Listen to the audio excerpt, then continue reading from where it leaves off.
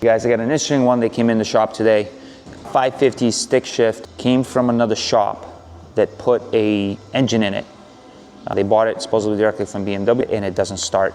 I don't know why I do this to myself. I'm a burden for punishment. I'll figure it out. Stay on this journey with me, try to figure out what's what. All I have is a handwritten repair order from the other shop. So zip ties on charge pipes. So we're styling. Stay tuned. It's actually a pretty cool 550 in that it has a 6-speed.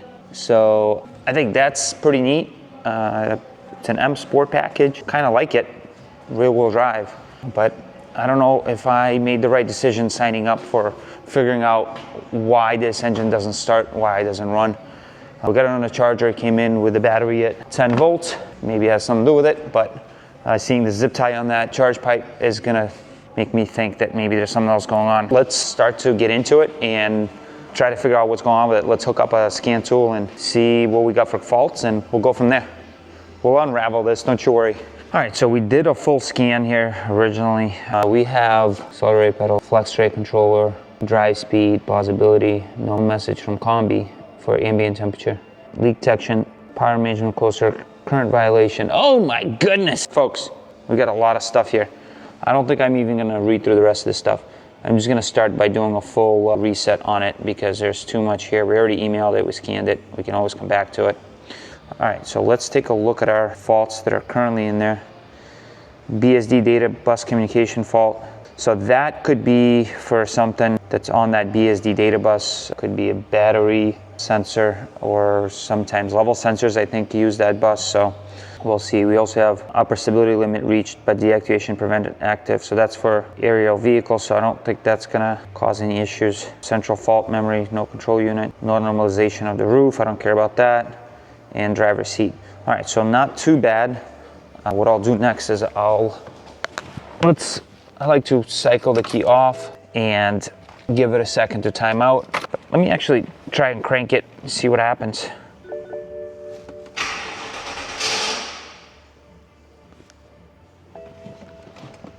Well, let's see what we got for faults.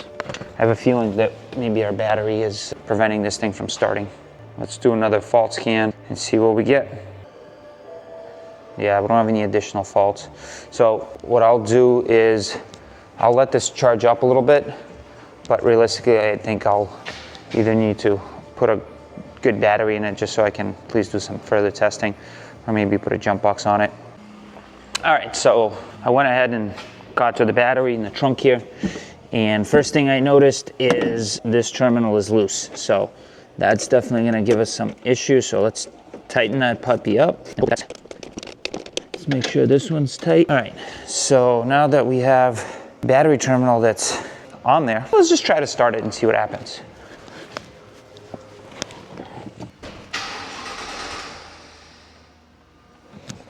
So cranks and stops.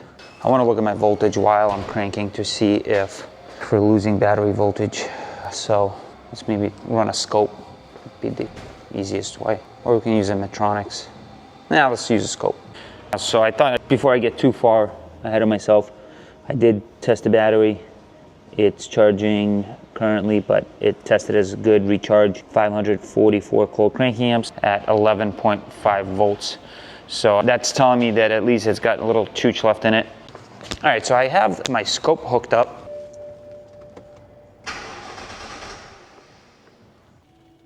It dipped to 8 volts and then it stabilized around, I don't know, 11, 12 volts during cranking. So I don't see anything crazy with that. So let's keep going with the next theory. Let's do some live data. So far I've reviewed all the live data in the engine control module and everything looks okay. We have oil pressure when it cranks. We have fuel pressure, both high and low pressure. There's nothing temperature-wise that stands out that may be out of whack. Nothing that would tell me that it shouldn't start. I did get it to start. I'll show you real quick, but it only runs for a split second. That's it. And then it just dies. So still not sure which direction to go with this. I was kind of hoping it was going to set some faults when the engine started and shut off, but maybe if I do it enough times, it'll eventually set a fault to give us some directions to go on. So I'm gonna keep letting this battery charge up a little bit. I'm still not happy with the state of the charge of the battery. So I like to, when dealing with electrical stuff, I like to first make sure that I have a fully charged battery before I get too deep into it. In the meantime, I'm just gonna do a visual inspection in the engine bay and see if I see any hints of something. So we'll see. All right, so one of the things that I wanted to check was maybe I can unplug the mass airflow sensors to see if that makes a difference in case there's a massive leak somewhere, a pipe's disconnected. That would eliminate that. Also, if they're giving us a bad reading, we could potentially get something. And when I went in here, I found this. Both the mass airflow sensor wiring and what looks to be the air fuel sensor wiring are all chewed up for some reason, and the pins are broken. I don't know what that means. So I'm gonna unplug this. This one seems okay in terms of wiring, but I don't know. Unplugging the mass airflow sensors can sometimes help if you have, let's say you have an intake pipe disconnected. If your mass airflow sensor is connected, it's gonna trust that reading and the car might not run. If you have the mass airflow sensors disconnected, it's gonna ignore those readings, and therefore if there is, let's say, an intake pipe or turbo pipe that's disconnected and air, unmetered air is getting in, then the car should potentially run if that's our issue. So let's try and see what happens when we do this, and maybe we get lucky.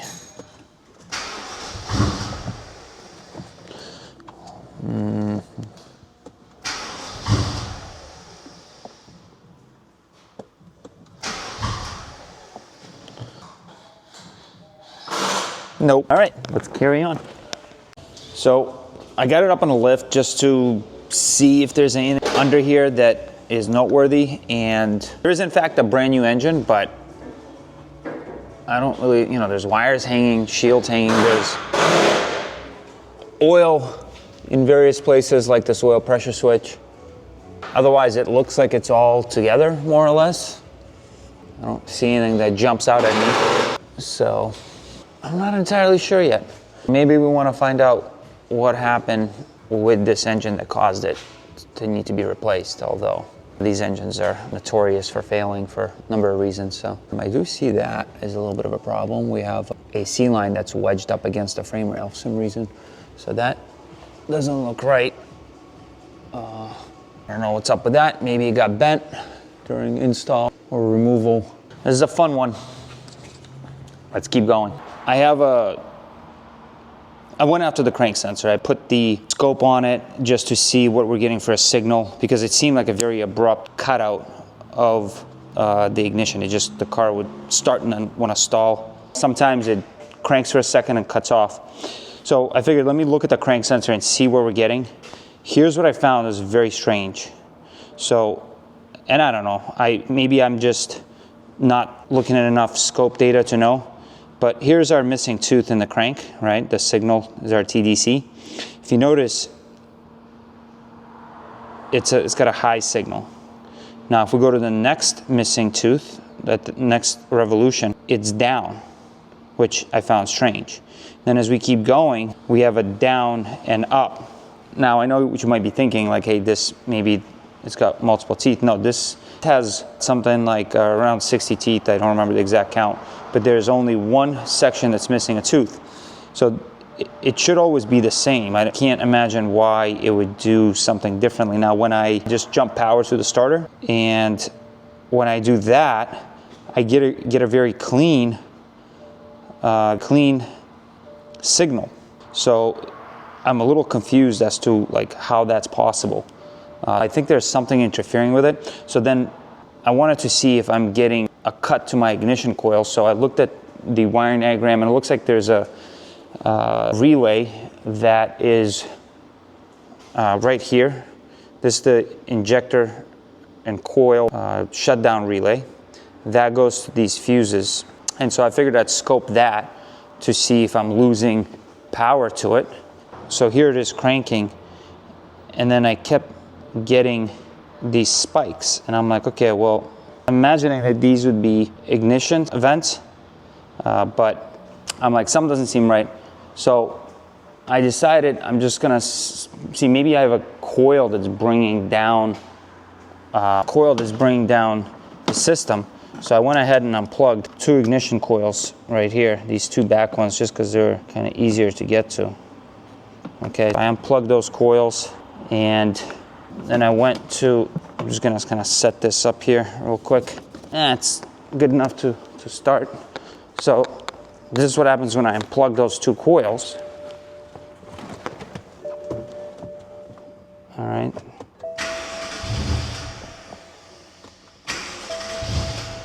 Okay, that's making me a liar because I unplugged those 2 coils earlier and the car ran. All right, let me mess with that a little more.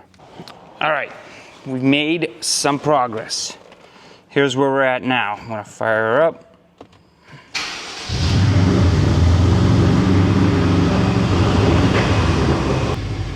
She runs.